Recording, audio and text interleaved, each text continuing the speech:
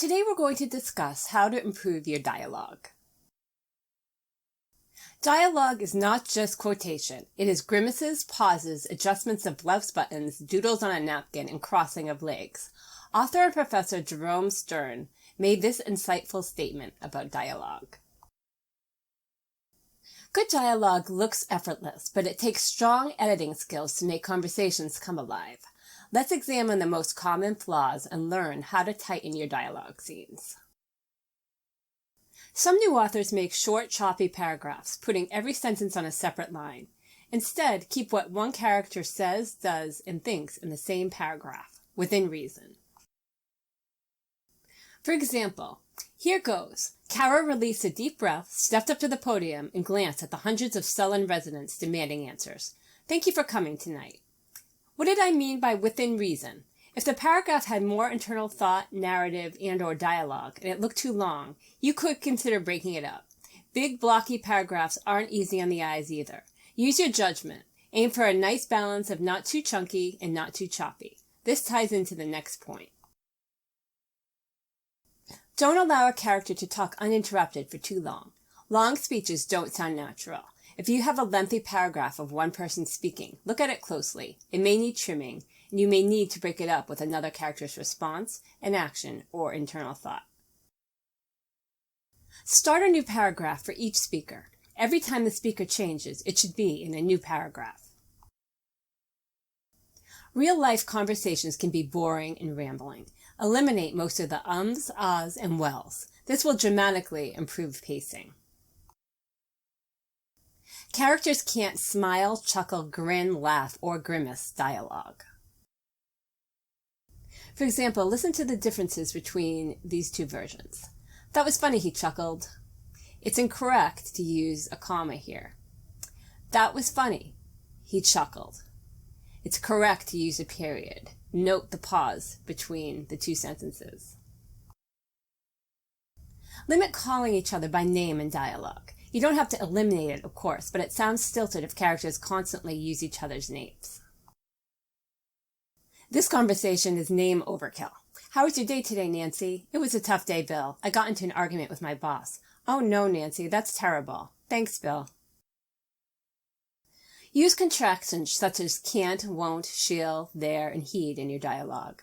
Avoiding contractions sounds stilted. If you want a particular character to sound formal, such as a stuffy butler, then you may want to ignore this advice. However, in most cases, contractions will make your dialogue sound more realistic and engaging.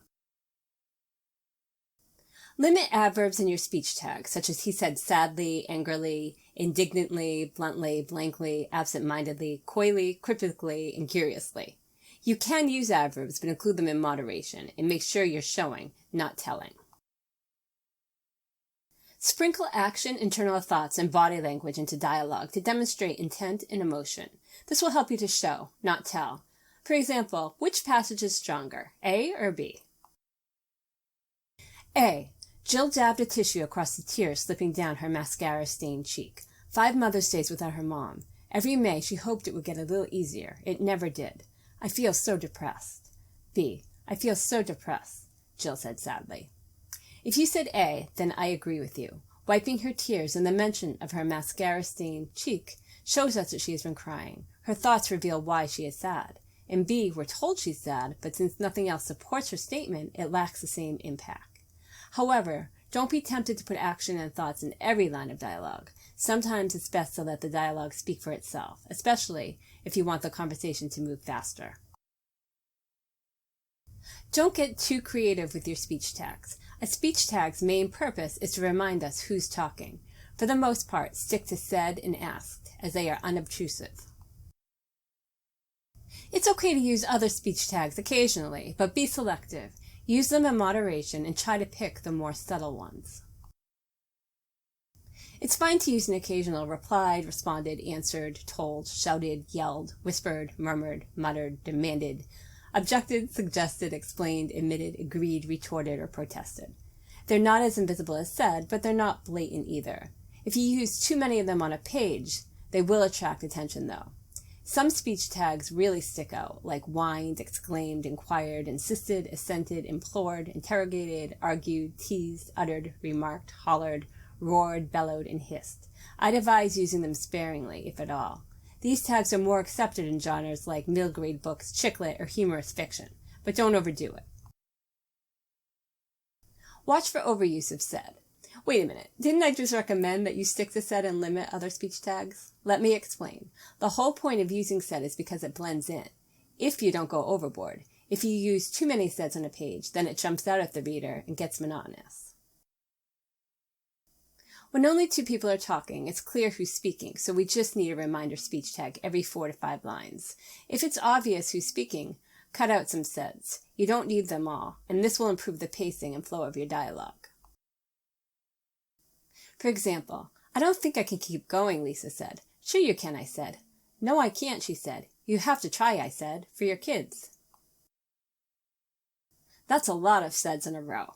Doesn't this variation flow better? "I don't think I can keep going," Lisa said. "Sure you can," I said. "No, I can't. You have to try, for your kids." If that exchange appeared on a page with several saids, this might be a good time to use an occasional replacement speech tag, like demanded, murmured, or answered. "I don't think I can keep going," Lisa whispered. "Sure you can," I said. "No, I can't. You have to try, for your kids." Another option is to sprinkle in more action and/or internal thought in place of some speech tags. It will clue in the reader on who's speaking as well as enrich the scene. This passage uses a combination of strategies. "I don't think I can keep going," Lisa whispered. I hated it when she sounded so negative. She always did this, always gave up too easily. I squeezed her hand. "Sure you can." "No, I can't. You have to try, for your kids." Let's recap. Keep what one character says, does, and thinks in the same paragraph, within reason. Don't allow characters to talk uninterrupted for too long. Start a new paragraph for each speaker. Eliminate most of the ums, ahs, and wells. Characters can't smile, chuckle, grin, laugh, or grimace dialogue. Limit calling each other by name in dialogue. Use contractions such as can't, won't, shall, there, and he'd. Limit adverbs in your speech tags, such as he said sadly, angrily, or curiously. Sprinkle action, internal thought, and body language into dialogue to demonstrate intent and emotion. For the most part, stick to the unobtrusive said and asked. Use other speech tags in moderation, and be especially careful of the more blatant ones. Watch out for too many saids on the page. You may need to cut some out, vary your speech tags, and/or add in more action and internal thought. During two-person conversations, we just need a reminder speech tag every 4 to 5 lines. This gave you a lot to think about with regard to dialogue. Good dialogue is one of the most enjoyable parts of a novel, but it takes a lot of editing to get it right.